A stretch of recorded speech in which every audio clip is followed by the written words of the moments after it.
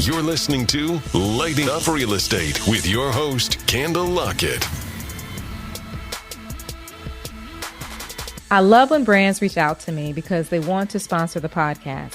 If you've been listening to the show, you know that I'm a book lover. For this episode, I am super excited to be working with ICRA Publishing Company. They help listeners like you become self-published authors. With one-on-one guidance and support, ICRA Publishing helps you design, edit, and publish your book into an ebook or printed in soft or hardcover. Sell your book on Amazon.com and other platforms and keep 100% ownership rights and royalties for your work. ICRA Publishing has 4 different publishing packages available, and they're customized to meet your needs and goals for your book. With ICRA Publishing, becoming an author has never been easier. If your goal in 2021 is to become an expert in your field or share your story to inspire others, I have a solution. Transform your thoughts into a well-written, beautifully designed, high-quality book. Go to iCraPublishing.com and use promo code CANDLE and get 20% off your package today. Episode 23. Today, we are lighting up private equity investing. The goal of this show is to shine a light on people, strategies, systems, and ideas that will help you become a real estate investor. And today on the show, I have a deep conversation with real estate developer Alex Sanders, also known as the Real Estate Money Mentor on Instagram. And we discuss how to make your money work for you through being a private equity investor. So many people have reached out to me wanting to know how to get into private equity investing or even participating in crowdfunding. So Alex, the expert, puts it all on the table. He explains the process of private equity investing, how to vet companies, and the difference between crowdfunding and private equity investing. And you guys, you will notice in this interview or conversation a complete mood change in Alex when we discuss the HBCU experience and how he learned more at an HBCU, North Carolina A&T, about real estate than he did at Georgetown, where he received his master's in real estate. This is a great conversation you want to hear and take note. Let's get started. Alex, welcome to Lighting Up Real Estate. Hello. Thank you for having me. Not a problem. I have been looking for someone to interview, and I found you on Instagram because you were giving out so much content on real estate invest and being a private equity investor. Uh-huh. So that is what we are going to talk about, and you are going to school us on how we can get started. I want to know try my best. Oh, you got this. So let's talk about first, what is a private equity investor? So in terms that I usually describe it as is a private equity investor is usually a group of people, whether they be accredited or unaccredited, which we can talk about at a later time, who decide that, hey, I want to put my money in some type of fund. This could be a private equity fund for businesses. This could be for real estate. This could be for tech. This could be for anything really. It's just a way for it's a way for companies, businesses, real estate to grow money. And in order to do that, they go to private equity investors who are looking to invest in it, whether for debt or equity. So why real estate? So why real estate for me, or why real estate for private equity investors? Why real estate, of course, for private equity investors? If we can go into other sectors, why would real estate be a good choice? So I like real estate as a private equity investor for the same reasons that multiple people like real estate, right? It's an asset that you can touch. It's an asset where you know that if you do it the right way, it should always be rented or it will always be used. And it's pretty stable, where it's easy to figure out what your returns will be in the future. So if I'm looking at something and I'm saying, hey, based on the rent that's coming into this particular property, I know I can get a cash on cash return between 10 and 15% just because of what happened in the past from forecasting, right? Right. Versus if it's just stock, if somebody tells Tesla may be up one day and then Elon Musk can send out a text message or a tweet and then Tesla drop $100, right? So it's a little more stable and it's pretty easy to project or to underwrite versus other medium. That's why I like it. Okay. Okay. So when I think of a private equity investor, it sounds like somebody that has to be very wealthy to get into Mhm. this. Is that true? It is and it isn't. So, and let me know if I like deep dive way too far, right? So Go stop for me. it. So, historically, you had to have money to be a private equity investor. So it's a thing where the government SEC created. Hmm. Um, they created accredited investors and they created unaccredited investors, and your listeners can look up the difference. But basically, until Obama, the accredited investors were people that made like 300K a year. They had Hmm. a net worth of like $1 million and things like that. And they were the only people that were able to really invest in these certain funds. The thought process behind that was the SEC was like, we don't want people that are not sophisticated investing in things and losing their money. So the random Joe, Dick, Larry off the street who doesn't know much about anything and investing, they may have $20,000 or $50,000 ready to invest, but the SEC will say no, they don't know enough, they're not worth enough, and if something goes wrong, then it will hurt them more if they lose, right? Okay. So until like 2012, I think it was, the only people that could do really private equity was people with money, accredited investors. Hmm. Recently, as crowdfunding started to grow, you start seeing laws and regulations change where the average person could start investing in things. With that comes a lot of regulations on the on the funds part, whereas getting information, making sure their investors are knowledgeable on what they're doing, and there's a limit on what they can invest in. Hmm. But now it's way more open. There's a lot of different ways for unaccredited investors or normal everyday people to invest in whether it be real estate or businesses and things of that nature. Okay. Okay. So when you say it's a lot easier, it's like we can just go online or and we can just apply and be a part of. Yes. So, for instance, if you start seeing, you're starting to see a lot of different crowdfunding portals pop up, right? Where like Fundrise and stuff, where they say, "Hey, you can invest for little as $1,000." Well, if you go in there, you'll see different projects that they have, and with those projects, if you pay attention, they'll say, okay, maybe this project is only for accredited investors, or maybe this project is for accredited and unaccredited investors, or maybe this project is for everybody. So Hmm. depending on what the developer decides which route SEC regulation he decides to go, Hmm. it opens up different abilities for different type of investors to invest. For instance, if I was doing a fund and I wanted to do, let's say, 50 SEC regulation 506B regulation D. So basically, with that, is saying I can use as many accredited investors as I would like, but I only can use 35 unaccredited investors, unaccredited sophisticated investors. So if Okay. I'm raising $2 million, I can raise the majority of that from accredited investors, and then I'm able to pick 35 or less unaccredited investors to get into it. The reason why that's great is because then I can go to some other people that might not be at the accreditation level yet, but has some savings and want to start investing in other things that normally they wouldn't be able to invest into. So, like for me, I might go to some of my fraternity brothers, I may go to some friends from college or other colleagues who may be on that level where like, yeah, our bills are paid, we have a nice nest egg, and we're ready to start investing in stuff. I made some money during COVID, so let me invest that money, right? Well, normally they wouldn't be able to invest it, but now because of the different regulations and the regulation I chose for that deal, they may be able to put $10,000 in that deal, and where normally they wouldn't. Okay. And It really opens us up. okay. So that was my next question was like, who is private equity investing for? What type of person fits that criteria?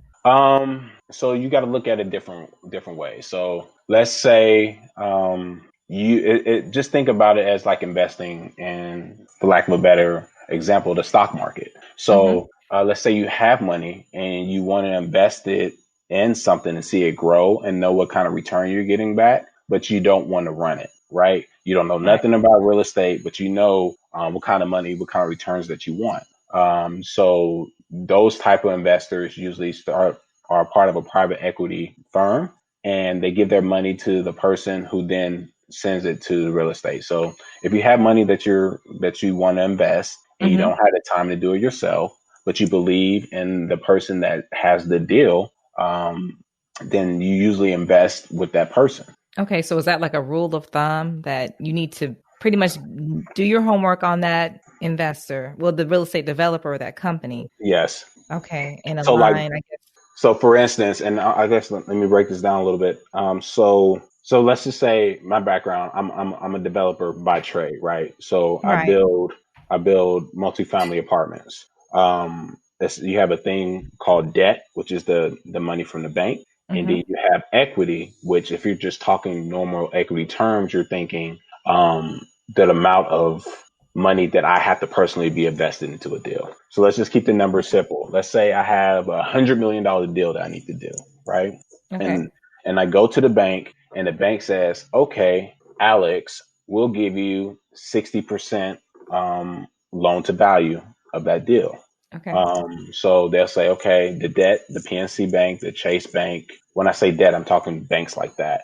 They'll Mm-hmm. give you $60 million for that $100 million deal. Well, Mm-hmm. then I need to find $40 million of that. I don't have $40 million in my pocket. So where I go? I go to private equity firm. And the private equity firms are a Oh. group of people who, doctors, lawyers, CEOs, whatever, who Mm-hmm. have money and they put this fund together and they're looking for deals like that $100 million deal. So I'll go to this private equity firm and I'll say, hey, I need $40 million. And they'll say, okay, but this is the returns that we need back. So then that firm gives me that $40 million. I build the project and I start paying it. I pay my mortgage monthly or whatever, just like a house. And I Mm-hmm. start paying back the private equity firm their returns as well. And they can say, I'm giving you $40 million for 50% ownership in the project. They pretty much can make the terms the way they want it. Or I can just treat it like debt and just say, hey, I want this return back. And if Mm-hmm. something happens, I have the lien after the bank. So Okay. that's where the private equity firm. Usually, when you talk in like residential real estate, when you hear equity, you're like, okay, I bought the house for 100,000 and it's worth 200K, so I have 100K of equity. Right. That's usually what you hear. But when you're talking private equity, it's more about where you're getting that down payment money from. So you're getting it from a private equity firm. Got it. Okay, this is making a lot of sense now. So, if I wanted to invest in your company because you needed funding for a deal, would I need to already be a part of a real estate equity group, or do I create one? So, how does that happen? Yes and yes. Either way works. So, and the way it's been working for me is I've always had deals, right? I've always had deals come across, whether it be deals that I create myself or deals people bring for me to invest. What I Okay, so do, either you're hands on, or either you're the one that's getting the funding for your deal. yes. Okay. So, I might say, hey, in that same example, $100 million deal, since these deals come up often for me, I have a Hmm. group of 500 investors that as the deals come across my desk, I send emails out to these investors or put them on my investment portal, and then they see it. Oh, Alex's private equity firm, he has a deal come across. I know I made money on it last time. Let me invest in this. So while they're not a part of the actual Alex LLC private equity firm, they're my Hmm. investors. So they can invest with me because I have deals come across and I act as the private equity, or they can invest with somebody else, or they can do crowdfunding. It really just depends on the connections and relationships you have. So a lot of times I have I have a lot of different groups of investors, right? So I Hmm. may have a group of 10 investors who are like college friends, right? And they all say, hey, I want to put in 50K, right? Hmm. So they have 500K of money they want to invest. So what Hmm. do? They start looking for deals. And since I have a private equity firm, they'll say, okay, hey, we got 500K. We want to invest in the deal. So in that Hmm. $100 million example, that 500K goes toward the $40 million that I needed to pay for the down Got payment. it. Yeah. So um, basically, while you're building up private equity firms, is just basically meeting people, connecting with people, getting Hmm. relationships, and giving them the type of returns and deals that they want. So Hmm. basically, what I'm doing is building a pool of investors Mhm. and giving them deals to invest in, whether that be deals that I have hands on developing, I'm the manager of it, Mhm. or deals that you may have and you say, hey, I got this project that's great that I'm actually developing it. I need equity. Can you help me Mhm. find it? Then I'm going back to my group of investors and say, here's 10 million. We want 20% ownership. Find the other 30. Wow. So this is how those deals happen. Yes. Okay. I've always been curious. Like, there's no way, you pay 100% out of your pocket. This is pretty much just private equity investors that are funding these Mm, deals. yes. And sometimes depending on how much equity they want or the returns they want, you may not have to go to Chase Bank. If it's $100 million, then I'll just raise $100 million from private investors and not have to deal with the bank, right? It may be a Right. little more expensive, because they want better returns than a bank want, but I don't have to worry about the bank or that whole issue. Right. And a lot of times, depending on which type of investors you may tap, Hmm. they just want something better than this is money that would be in the bank if it wasn't with you, right? So they just, Right. if you give me 4 to 6% return, I'll give you Hmm. what you want because I'm making whatever in the bank. I already have enough money in the stock market. All Hmm. my IRAs and everything are maxed out. So I just have this cash that's just sitting there. If you give Hmm. me 6%, 5% of my money, then I'll do it. And then if I'm making 10% on the deal, then Hmm. that's 5% that I made on that particular deal because without using my own money. So what's the difference between a private equity and crowdfunding? So it kind of just like it sounds. So Hmm. one is private, like you have your group of private accredited investors, people that you know, people that you've done business with, versus crowdfunding. Um, Anybody can invest in it, right? So you can just say, I'm starting this crowdfunding. I got this deal and I want to crowdfund it.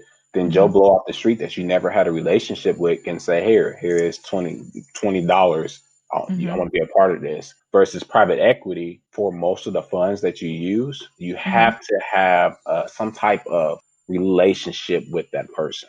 Okay. So usually in my deals, before somebody invests, I'm usually having conversations with them, calls with them. They may see 10 deals come across the portal before they even put their toe in the water, right? But I'm Hmm. building that repertoire. I'm talking to them. I'm breaking down deals. I'm building that relationship. So this is my clubhouse.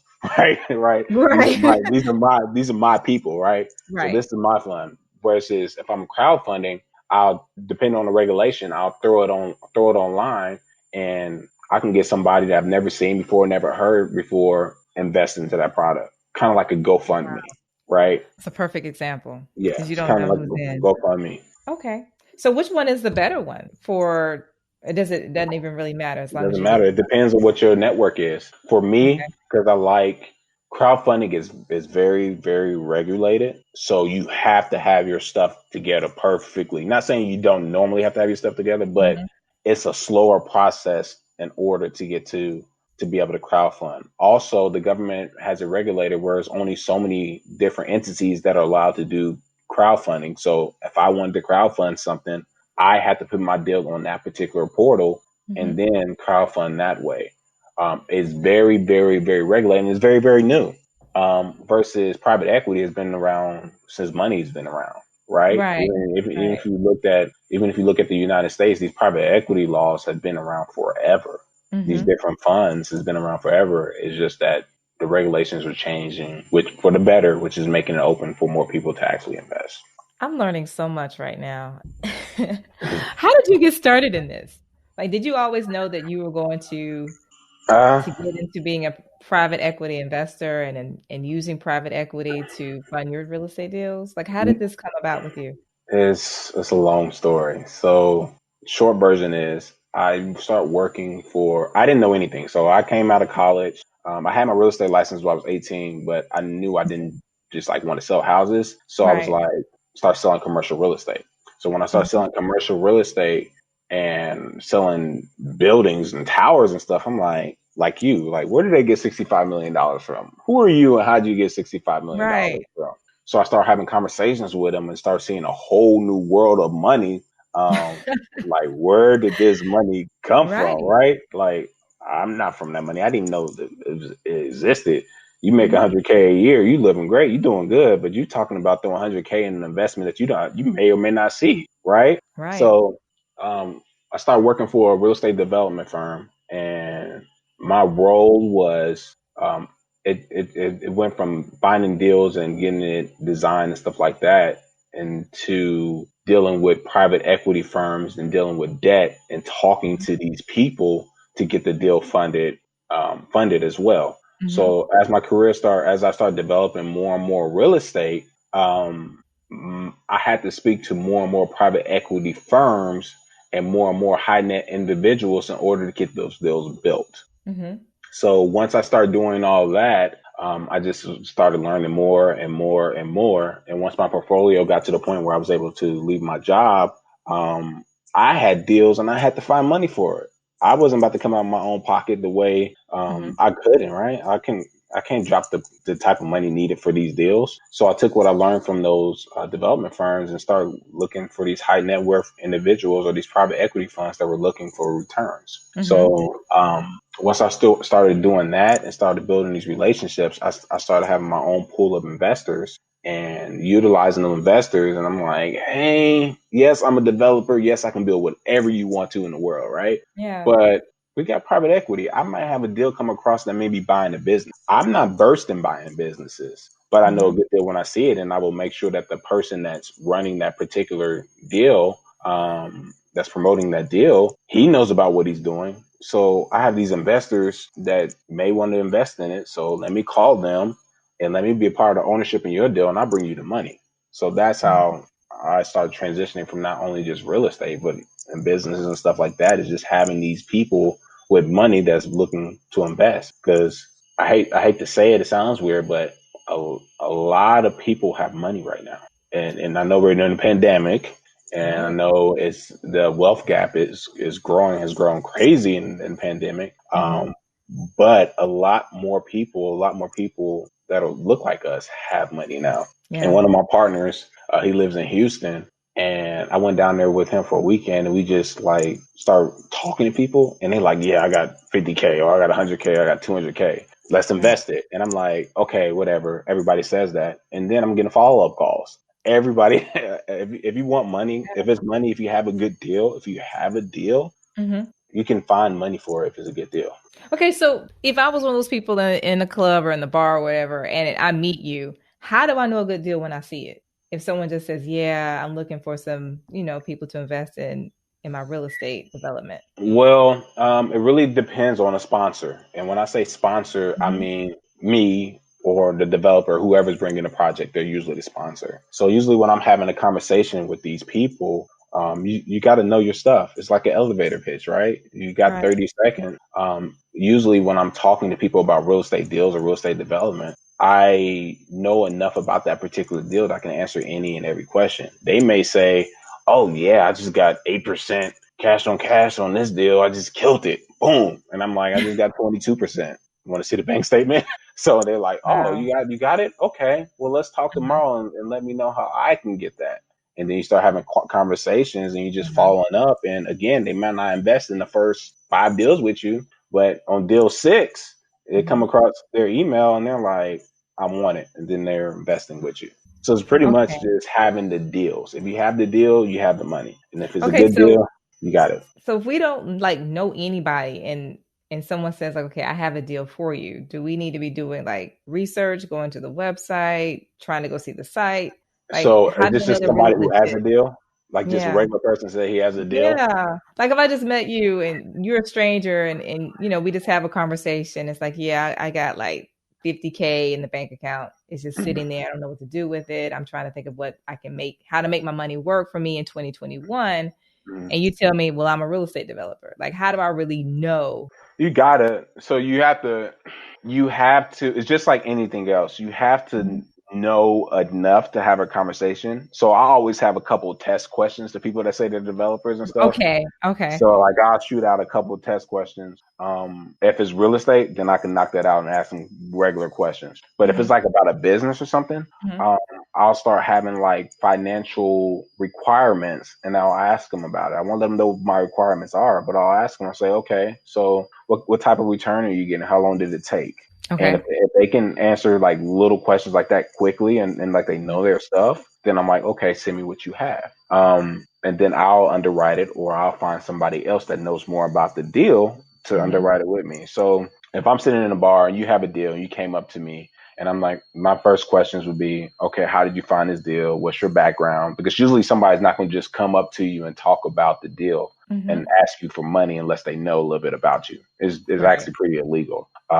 So I'll just talk to you, hear your background. Okay. Wait a minute. You just said that was illegal to just ask somebody that? So you really, with different regulations, that's the SEC laws, right? So I can't come up to you with the different funds that I use. I can't just come up to you and ask you for money for a particular deal without having any type of prior relationship with you. That's illegal. Wow. Oh, wow. Now, it's up to the feds to figure out if they want to come after you or not, right? Like if it's worth your time. But I can't, if I don't know you, if I never had a conversation with you, I can't give you a specific deal and tell you stuff without me having a prior relationship with you. Okay. So like if you just happen to see that I was on the news, I just hit the lottery, you just can't come up and say, hey, I know where you should be putting your money right now. That's illegal. You can say that, but you can't say, hey, put your money in this deal. It can't be depending on what type of regulation you use, and there's 10, 20 different type of regulations, right? Funds that you can do. The ones I use, I can't come up to you and say, hey, I have a $50 million deal, 114 units, you get this return, this return, this return, this return. We need to have a conversation first. I can't cold call you. Okay, right. I'm learning so much. Yeah. And again, if you're doing your regulation with the crowdfunding regulation, then I can. But that upfront cost may be $50,000 to $100,000 in order to do that crowdfunding regulations versus some of the regulations that I'm going after. That startup cost may be 10 to 20. I just can't promote it, or I can't for instance, social media. If I have these deals now, I can't, depending on which fund regulation I use, I can't show you a specific deal on my page and tell you to invest in it. So if you look at my page, you may see me post deals like, hey, I did this, I did that, find out how to do stuff or whatever. But I can't say, hey, I got this deal, invest in it. What I can do is get you excited about deals and then you trust me, get you on my email list, have a 5-minute conversation with you, get you on my portal, and then you can invest deals with me and you can see what deals I have up there. But with the different regulations that I do, I can't just say, hey, here's a deal. I can't post a deal on my Instagram and say invest in it. The feds will call me tomorrow. Wow. Okay. And so that would make sense, like how I get this is something like on a much smaller scale is like wholesalers. Like they just say, get on my list. Like they just can't just automatically just put it out there. 100%. Get on the list. Wow. So you're like top level wholesaling deals right now. It's just a different model. I'm more of it's definitely a different model. I'm more of a ownership, put money in a deal and become an owner type deal. Wholesalers are more are great at finding deals and then they'll find me to buy the deals from them. Because I have a great relationship with a lot of wholesalers. A lot of my deals that I bought from wholesalers, and I raised the money with equity firms and partnered with somebody else to get it done. But I don't have time to really find deals. So anybody that's listening, if you have any good deals, bring them my way and I'll get them funded for you. Because you have the private equity investors. Yes. This is so dope. Okay, so how in the world, like you told the story, but it's just like there's something just clicked like, hey, this is how I could do this. This is my passion. Because when I see you on Instagram, like you're so passionate about this. My life has always been real estate. Okay. But my goal was so when I was a commercial real estate broker, I was like, okay, I got a good check for selling this tower, but the guy that hired me got a better check. Right. So the real estate developer got a better. So I was like, okay, I don't want to be the agent no more. I want to be the guy that hires the agent. So I went back to school, got my master's, and started working for a development firm. And then I started working from a development firm, and I'm like, I'm making money in development. I'm doing really good, but I can't write a check for $40 million. Why can't I do that for my equity? Okay, so maybe I need to figure out how they got their money and why are they making money that way. So then I started talking to people and learning more about private equity and actually focusing on that. So it was all about me just trying to grow better and learn more. Just learn more, pretty much just learn more. And as I learn more, I start following the money. And then I realized that, hey, I'm great at development, but I only can do so many deals without cash. I can find you I can do deals all day and it's stressful. Mhm. But if I can just get people to send me deals while still doing my own deals and have a group of investors that invest in it, Yeah. then I'm making my money, letting my money make money for me because I'm investing in your deal. I'm investing in my deals. I'm investing in everybody's deals, and I'm just using investors. Wow. So So you're not doing any type of financing with banks whatsoever. Are you 100%? yeah, I definitely finance with banks. In that same Mhm. example, if it's $100 million deal, I'm usually going to leverage it because your Okay. returns are better when you leverage in it. And when I say leverage, I mean just using the bank instead of spending $100 million, use the bank for 60 of it and raise 40. So yeah, I leverage 95% of my deals. So I'm always building those relationships with banks. Hmm. But I have better relationship with my investors to make sure I take equity because I can usually get anything funded from a Hmm. bank, but I don't like coming out my money out of my pocket for down payment money because I'm doing too much work. I shouldn't have to do a lot of work and still And come out my yeah. money out of my pocket when it's people out there who are like, hey, I have money that I just want to invest and I just want to see Mhm. it grow. And I want it to be a little more solid than the stock market, but make me more money than I would if I had bonds, right? So it's just Mhm. like, what's next? I can do real estate and I can be a real estate investor. I can own millions of dollars worth of real estate and Mhm. not even see it or not even look at it. Yeah. So that's where it is. So was this like a level of confidence? Because this is you're doing some serious deals. Like, did you work with a partner before you just started doing this on your own? Like, I had some really good jobs with some really good people. okay. So I started off working for a luxury student housing real estate developer, and those Mhm. people were great. They were great people. We work hard. We worked hard, but they gave me access to a lot of different people, and they taught me because the more that I knew, the better I can help them. Whether it be for a Right. short period of time, three years, 4 years, I Mhm. learned so much. That really helped me. And then I started working. Then I leveled up a little bit and started working for another multifamily firm, and I was building luxury housing. And that's just more relationships and more learning and things like that, and people taking an interest in me, helping me out. So now it's just like when I left, I already had the confidence to do it. I'm already a semi confident person, so I wasn't really worried about it. And like I said, if you have a good deal, I knew I was confident in my ability to find deals. So if I Mhm. find a good deal, I knew I can get it funded. So I wasn't really scared or nervous, but I worked hard and I continue to work hard. I'm always working hard. And if you continue to work and just put in the effort, then it's going to come. The money's going to come. You just got to put in the effort and try your best to do right by people and get good people around you. And hopefully that answered your question, but it's just It did. it's the way it It happened for me. Yeah, because you're so humble, but yet so confident. And I'm like, this dude is doing some serious moving. And you're I'm just chilling. I'm so, chilling. you're chilling. I'm chilling. Chill out. Chill out. Chill out. I mean, this is like one of the dopest conversations I've had. And Appreciate it. you've answered so many questions, and I got so many more. And of course, I don't want to take up all of your time, but this is just like incredible just hearing how you're doing these deals. So, what does your day look like? Like, do you have a staff to help you with this? So I have partners Okay. and I have we're hiring for some people. We just hired one person. She's been great. So my day looks like I'm a morning person. I am a Hmm. morning person. So no matter what city or what state or what country I'm in, for some reason I'm gonna wake up at like 4:35 for no reason. But I have an old spirit and I'll be asleep before 9.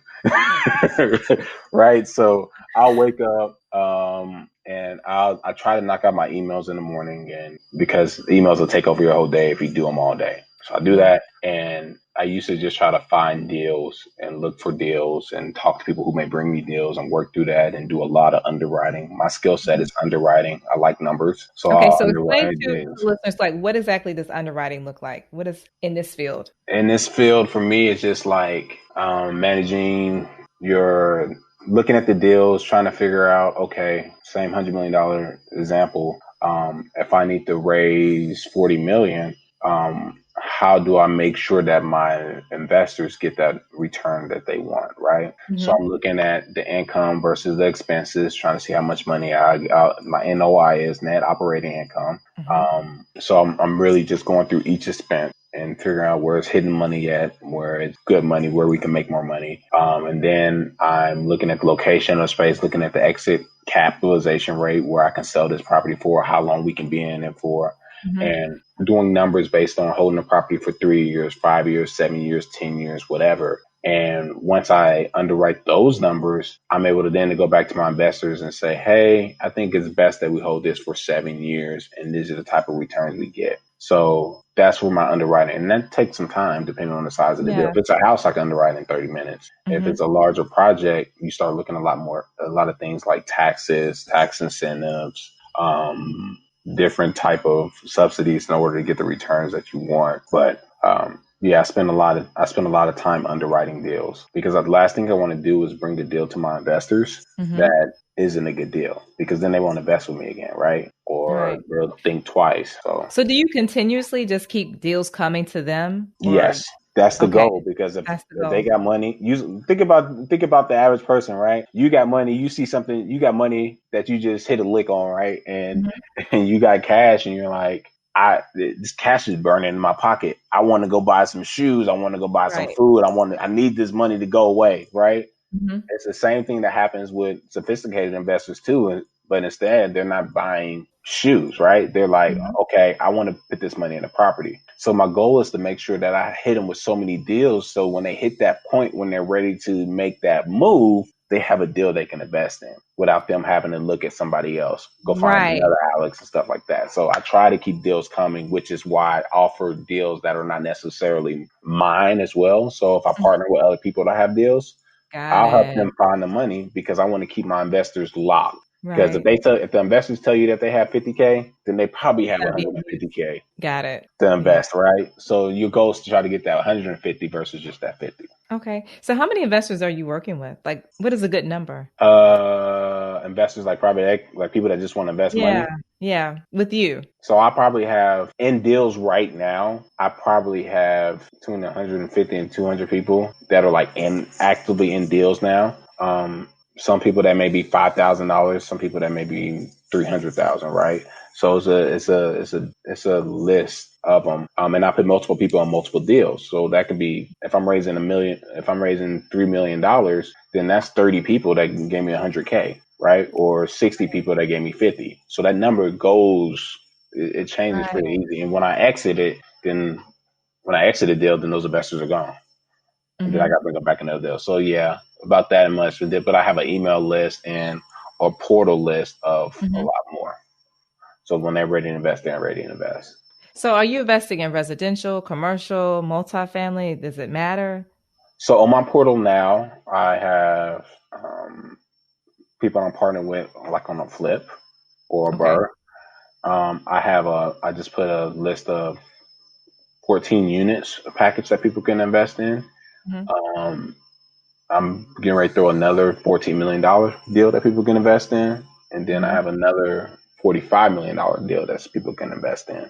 But those different deals have different parameters to be able to invest. Like one, you may have to be like 50K minimum before you can invest in, where another one may be 3K minimum.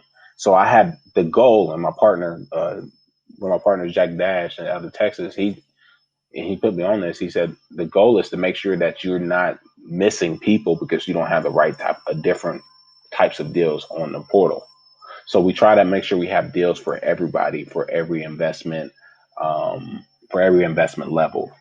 So whether it be like, hey, I got 3,000 to spend in the flip, let's do it. Or, hey, I got 50K, I want to sit it in a mixed use $45 million deal. So the goal is to keep deals on the portal. So I keep them all around. Okay. So how long does it take before we see our return on our investment? It depends on the deal. We know it before we get in it, though. So usually when you see deals on a portal, you click on it and you say you're interested in it. Then I usually set up video calls, and I usually do 10 investors at a time. So to keep it kind of so like, let's say I have this house that you want to flip, and I say, hey, you got it. It's a 12 month turnaround. then I'll have 50 people that's interested in that. So then I'll have 5 calls with these 50 people and break down all the numbers, which is Mhm. already on the portal that you can see, but I'm breaking down everything and then talking to you so you can understand Mhm. it. And let's say after those 50 people, 20 people want to invest and I'm raising Mhm. 100K. So at that point, I'm picking through the 20 and trying to figure out which people are best Mhm. together to be a part of this particular deal. And I know that because I've had an introductory call with you. I know how much money that you want to invest or usually Mhm. invest. And I know what are your pain points and your return points. So I try to put like-minded individuals, like-minded investors together into these particular deals. Mhm. And What then, cities? Go ahead. I'm sorry. uh, No, what cities are you investing in?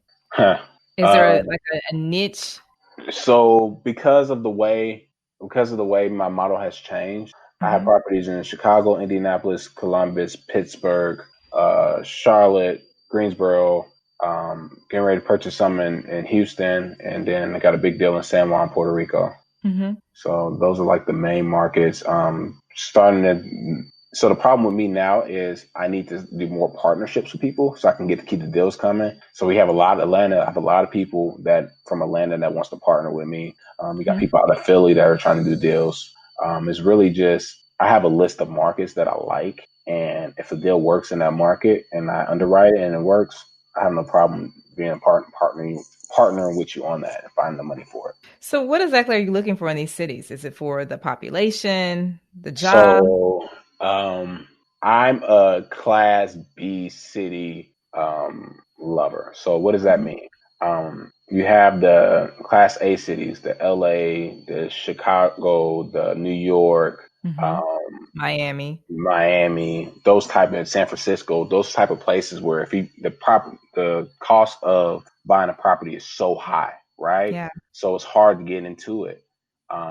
But if you sold it, they appreciate so well that if you when you sell it, you make a lot of money on it.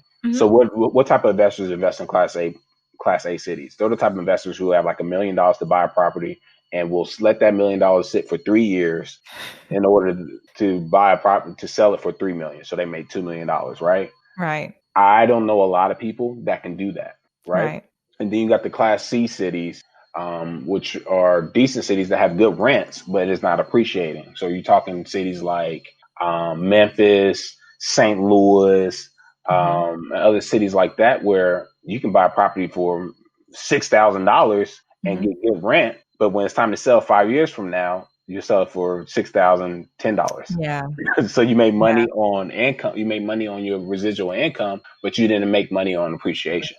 Yeah. So then you got the Class B cities where it's like the best of both worlds. So you're talking Columbus, Ohio, Pittsburgh, Pennsylvania is crazy, Mhm. Indianapolis, cities like that where you can buy a property for 100K, you make Mhm. good residual income like you would in the Class C market, make $800 a month net in your pocket. And then when you sell it in 5 years, you can sell it for 140. So not only did you make $800 net in your pocket, but Yeah. when it's time to sell, you made 40K on the Yeah. sale. So I'm Mhm. that type of person that likes the best of both worlds. So I'm a Class B market type person. Houston is moving out that Class B to Class A. Atlanta is doing Mhm. the same thing. So it's really hard for me to do deals there. But if you look in the Midwest or like cities like that, Mhm. like the cities I just named, it's enough Class B cities out there where you can find great deals and sell it. It appreciates great and you make money quickly.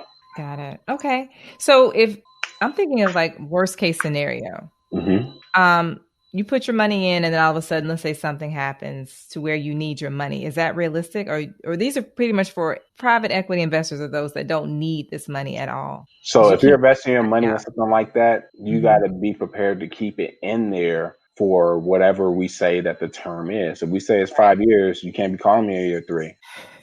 Me being the nice guy I am, Right. I may cash you out, but I probably won't let you invest ever again. Right. And that's one of the reasons why the SEC laws were the way that they were because Mhm. they wanted to stop Right. unaccredited investors. Once you tell them it's 5 years, they need to get out in 2 years because something happened and they didn't have the emergency fund for it. Mhm. And then it's a lot of heartache for everybody. Yeah. So usually when you talk to people, you need to, if you got your money and you're ready to invest in these deals, you need to be in there. I'm prepared to be in there for the term of these deals, of the deal cycle. Yeah, that's a great point. Because a lot of people say they want to get into it, but then it's one particular company I'm not going to mention that everybody was getting into. And then when I was going to their social media page, they were like, I need my money. I need my money out. Yes, No, yes. And they were no. doing the fund. They were doing the Yes. crowdfunding. Yeah. They were doing the New. crowdfunding. That's new, and people are not used to it, which is Hmm. kind of why the reason why I try to stay away from it, just because not because I stay away from it as much, just because of things like that. Because not because I don't want to give people their money back or show them stuff, but because we're still running a business. Yeah. So if we that's just like basically you get a loan from the bank and they tell you 5 years, and then they like, no, I want you to give me my money, all my money back in two. Right? Hmm. It's the exact same example. It's just that you're the bank at that point and you're asking for your money and your returns earlier than what they Yeah. actually said. Yeah. Yeah. God, this is a great conversation. But I got to talk to you about money. Okay. Okay. I like money. I know you do. So this is a part in my show where I have what I call the financially lit segment, and Okay. I definitely let my guests take over teaching us about money. Oh And man. Okay. definitely would love for you to just take it over. And so I'm just going to ask you a couple of questions, and anything I don't ask, you could definitely just tell us because we need to know it. Okay. I would just say, like, one, like, what do you define money as? So I don't know what you just asked me. I know, right?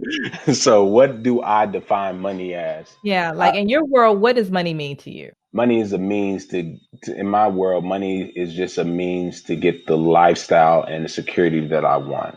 Yeah. And so I don't know if that answers your question, but Yeah. it's just, Everybody has a different answer. That's what I yeah, like to ask it's it. just money is just a means to something greater. Yeah. Because if I just had a whole bunch of money and I couldn't use it for nothing but just sitting there, it wouldn't have no value for me. I want money so I can go live in San Juan for 6 months out the year, right?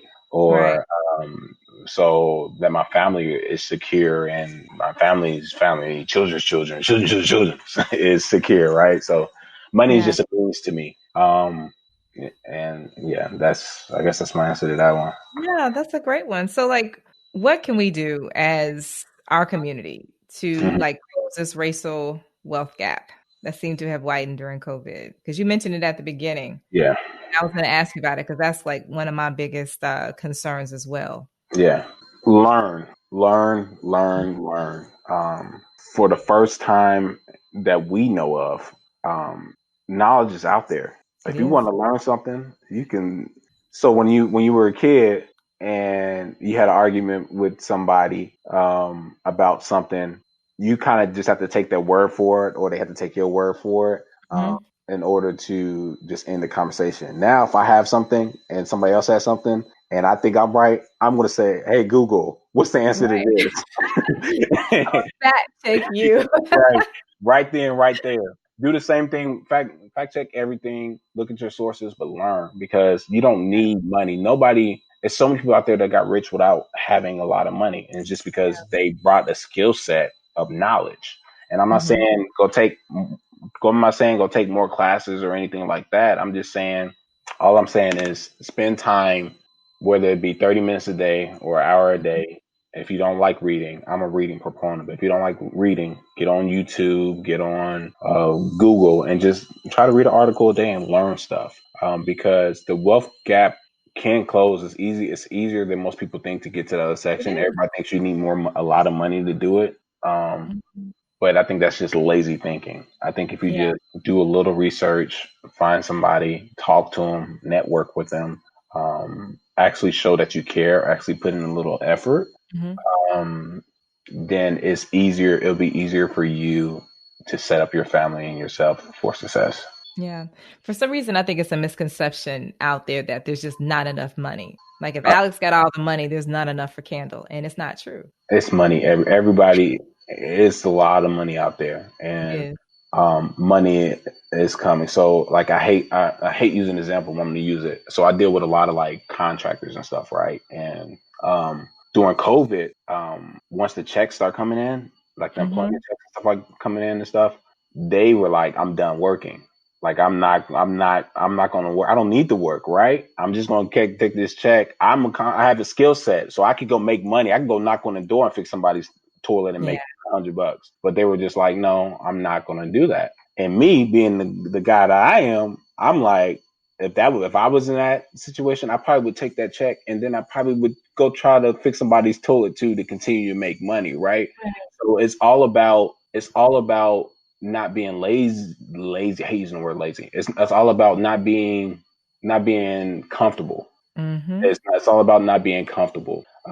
Take whatever you can to take care of home and stuff, but if that means waking up 30 minutes Mm-hmm. earlier just to read something or to work on something, do it. You're not losing nothing but time and sleep. So that's why I told you I wake up early in the morning. I go to sleep early, but I feel like if I read and learn and do stuff like that early, extra 30 minutes, it doesn't cost me any money. It just costs me time. If I want to go underwrite an extra deal, even though I have a lot of other deals, if I spend that time underwriting another deal, I'll make more money. If I decide to work on an extra project, even though I have projects bring me in money, if I decide to work on another project, just use that effort. Put in a little bit more. I'm not actually put a lot more effort. Just do a little bit more, and it'll make a difference. Yeah, I agree. I definitely agree with that. So you mentioned learning. What book changed the game for you?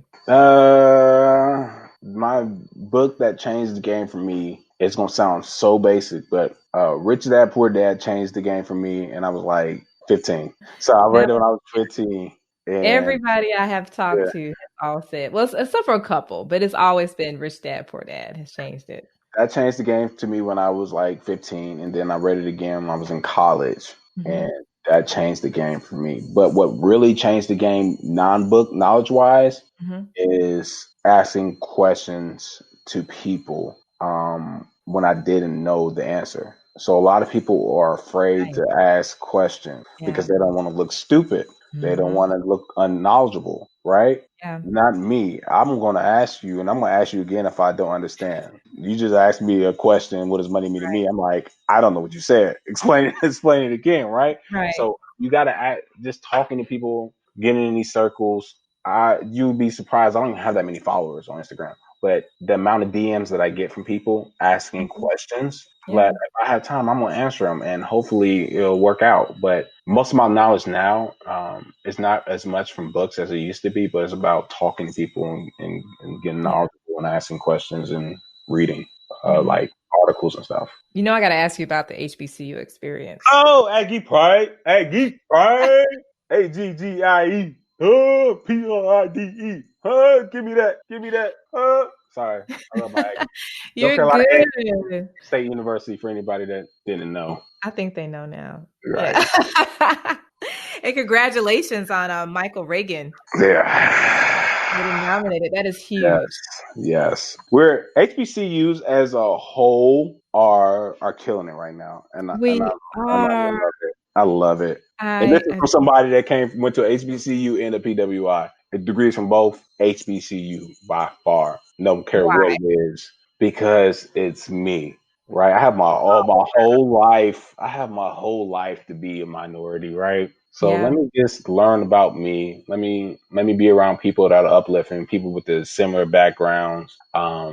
It's just, I only speak from my experience. It's just, I ran track at North Carolina A&T. So I started off with the track team, and they were all like-minded individuals. We were all great. And then I crossed the Mega Psi Phi fraternity, incorporated, great people. But then with those two parties aside, just people, just the love that you receive, the knowledge that's gained, not only just about numbers, but I didn't go to college to learn math. I didn't go to college to learn reading. I went to college to make relationships that last a lifetime. Yeah. So if you ask me what I do today, I do private equity. My private equity relationships didn't start off because of math. It started off because I called a successful person that I went to HBCU with, or somebody that went there 20 years earlier, and talked to them.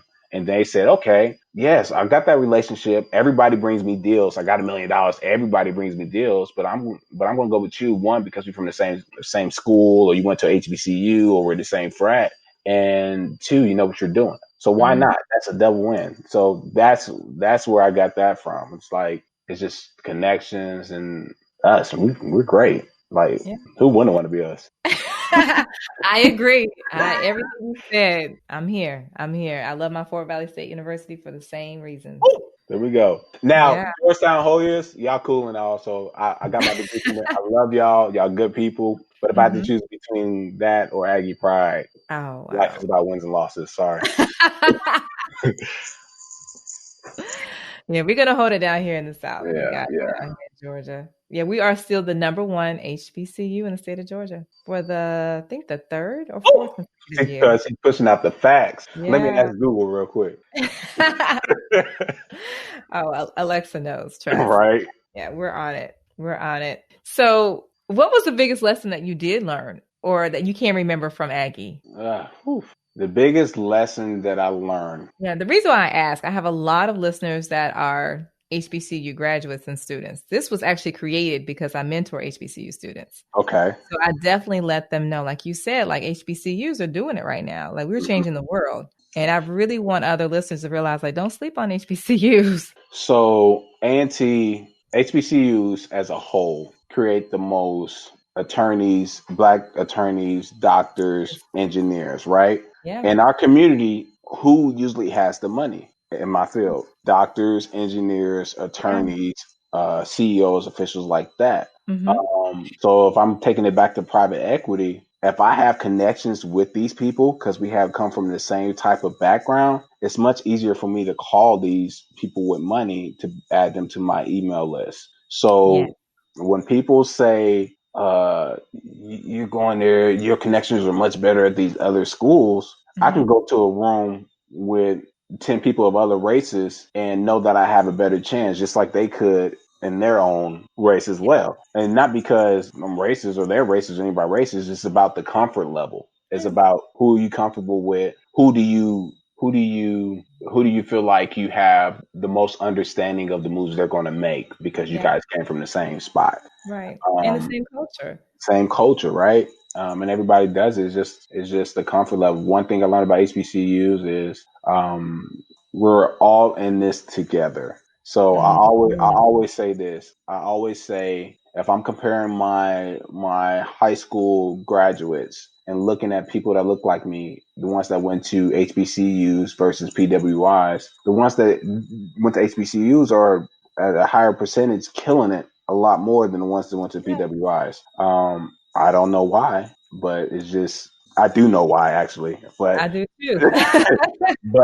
they just are, and that's Yeah. whether income level, whether that's knowledge level, or just networking. Like it's just they're killing it. I don't know what else to say I think other we have a than foundation. We're so grounded. Like yeah, you can't tell us anything other than because we know who we are the minute we right, leave that HBCU. And it's right, for life. for Like I life. tell everybody, like my favorite holiday is homecoming. I don't care. Homecoming, and It's then homecoming. Where I'm man, with my family. Like I am literally at home, like with my folk. right. So what is COVID-19 in one word? COVID-19 in one word is opportunity. Speak more on that. Sorry, everybody. We touched on this before. The you either making money in COVID-19 or you losing money, Yeah. right? Um, that money doesn't necessarily mean the amount of money you made in your pocket during COVID, but a lot of people were at home. If you Hmm. were at home just watching Netflix, which I like Netflix, Amazon, HBO Max, Disney Plus, all of them, I got them all. But Yeah. if you weren't spending a little bit of that time learning, you were losing because who else is going to give you opportunity to continue, if you could, making money from home and learn and just learn Yeah. about anything and everything you want to learn about without looking over your shoulder. Granted, Right. everybody else wasn't in that situation. A lot of people, COVID has hit our community really, really hard. Yeah. But for the people that don't have that same excuse, I'm calling you out. There's zero reason for you not to have picked up a book Yeah. or to listen to a podcast Yeah. or to network with somebody, a friend that you haven't talked to in 10 years. There's zero reason. And it's not Start a over. business because Start a business yeah. or learn about how to start a business because I know a lot of people like to say, oh, in the new year, I'm going to kill it. Well, then you better be ready come January 1st with all the knowledge that you learned during COVID to go. Like, it's zero reason why you shouldn't have gotten better because of COVID-19. And I've had a major death in my family due to COVID, and it's a very, very, very tough time for a lot of people. Mhm. Um, but you're either gonna take it, run with it, and grow, or you're just gonna lose. And if you're not gaining right now, you're losing. Yeah, You're just contributing to the wealth gap, the knowledge gap. it's true. True. So, Alex, what is your ultimate goal? My ultimate goal is to. So when I was in college, my line brother gave me this, and I took it for a long time. My ultimate goal was to be able to walk into Best Buy and buy a TV without checking my bank account on my phone. That was the ultimate goal. Like I just want to be able to buy a TV without looking at my phone when I slide my card and hoping that I had enough money in there.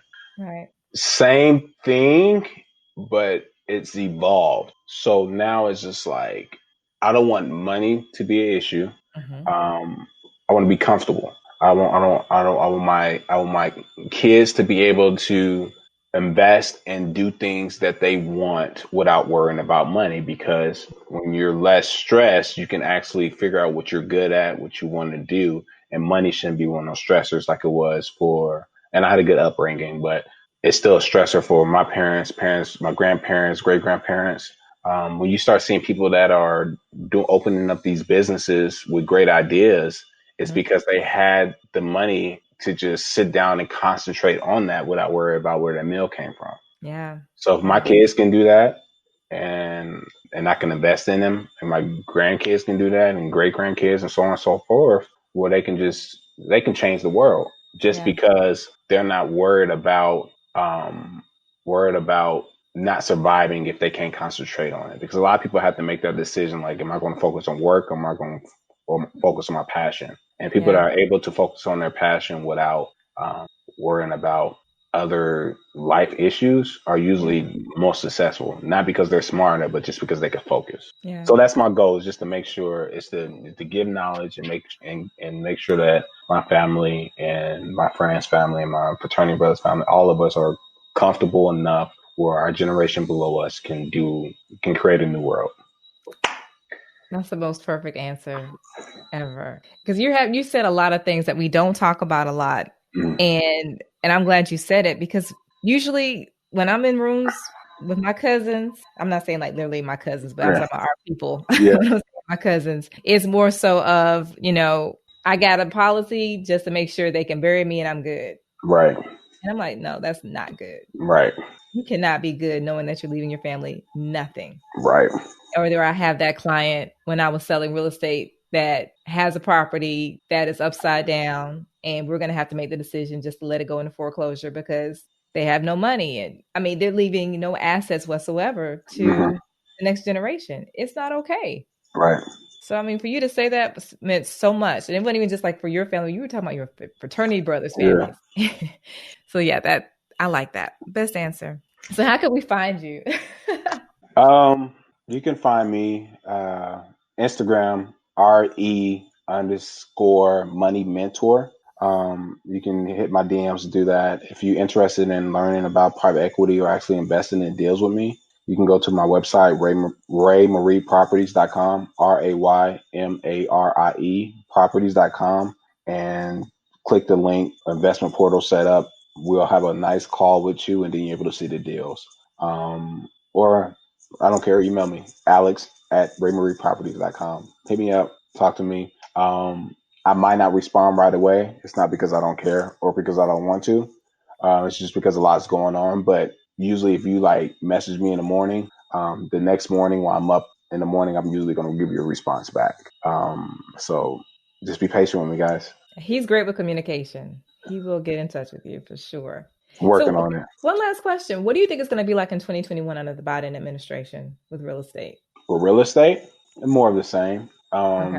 Presidents are don't really have as much power to make them just make moves. Like they can do Mhm. executive action orders and stuff like that. But even when people say tax breaks and stuff like that, where people always talking about taxes, the people that I see Mhm. or some of my investors who are out with the money, they're like, okay, uh, I don't care what the tax package is going to be. You got to look at the stuff that's inside the tax package, because I'm either going to report more or report less. Mhm. So when you're looking at these different tax incentives, these tax breaks, it's not about the taxes. It's about the programs that come from the taxes that people are making money from, whether Mhm. that be opportunity zones, or whether that be you being able to invest more tax free into IRAs or funds and stuff like that. Those are the stuff that you're looking for. I don't see a lot of that changing for real estate there. Now, if you're talking stock market, that's a little different because the stock market is you make money or lose money based on people's opinion on what the stock is worth. Mhm. So if they say they're doing regulations and things like that, then yes, you can make or lose money. But real estate is more of if anything, if anything, let's say the market cools down, it's not going to be because of administrators. It's just going to be because of the cycles of what Yeah. the economy goes through in the last 30 years. And if you're Right. not over leveraged and if you underwrite correctly, you're not worried about it. I But feel you. I'll tell you one thing, What?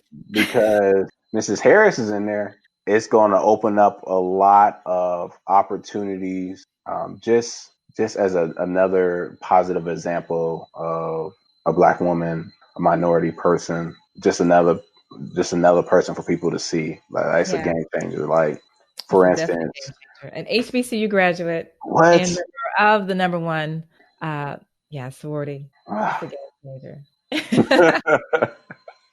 She's It's a killing it. definite game changer. And Yeah. that's the same thing. People always talk either good or bad about Obama. But at bare minimum, they can't say he didn't make an impact. Whether no matter what side you're on, they can't say he didn't make an impact. And just because you liked it, you didn't like it, the world is not just about you, right? It's about the community as a whole. And him just being up there showing that it's possible for people, whether you like his policies or not, you got to show him some respect. So Yeah. Yeah. that's just You're the way it right. is. You're right. Well, Alex, I thank you for your time and your knowledge and I your did wisdom. it. You did it. I made it. You are such a light. Oh my gosh. You got to come back. I Yeah. will. Yeah. You were awesome. You were Thank definitely you. awesome. Thank you. Thank you. Thank you. Thank you. Thank you. Are I'm there any last excited. words you want to say? Um, any last words? No, I don't have any. Hit me up if you want to learn more. You just Contact me. joined Clubhouse. I just joined Clubhouse and know nothing about it. But if you guys want me on, just hit me up and I'm going to sit there and listen and talk when I want to talk. Don't come after me, but I'm here for knowledge. I'm here to grow the community. So um, hit me up. I got deals coming. If you want to see some of the deals I'm investing in, just let me know. Whether you want to invest in it or not, come get this knowledge because I'm going to share it with you because I'm counting on you in 5 deals later to go ahead and invest or bring me a deal to get to my people. That's dope because you are searching for wholesale deals. Are you? So anything. So if you have a deal that you can't get funded, and it's not because you can't get it funded because it's a bad deal. Because I'm not gonna take a bad deal. I'm gonna walk you through it. But if you just like don't have the credit or stuff like that, send it my way. We can partner on it. Or if you have something that you want to buy or something that you want to sell and you think it's a good deal, then we'll if it was a good deal, we'll purchase it and get it moving. So Awesome. send me Awesome. what you got. Send me deals. I need deals in my inbox. If you want to know more about Alex, just go to lightinguprealestate.com. Right now at Candle U, for the month of January, save 10% off membership. Learn how to build wealth through real estate investing. Use promo code LIT. That's all for now. Stay safe, stay sane, and stay lit.